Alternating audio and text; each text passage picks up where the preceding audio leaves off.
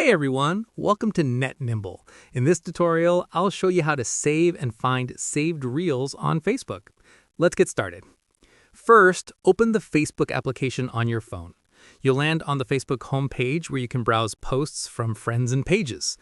At the top panel, tap on Videos to access Facebook Reels and video content. If you want to save any reel or video for later, tap the three dots at the bottom right corner of the video, then select Save Video. Choose where you want to save it. You can organize saved videos into collections on Facebook for easy access. Now, to find your saved reels, go to Menu at the top right corner. Scroll down and tap on Saved. This is where Facebook stores all your saved content. Here you'll find all your saved reels, posts, videos, and collections organized in one place. Tap on any saved reel to view it again.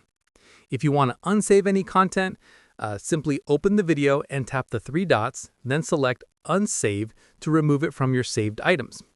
And that's how you save and find saved reels on Facebook. If this tutorial helped, like and subscribe to Net Nimble for more Facebook tips and video tutorials. Thanks for watching.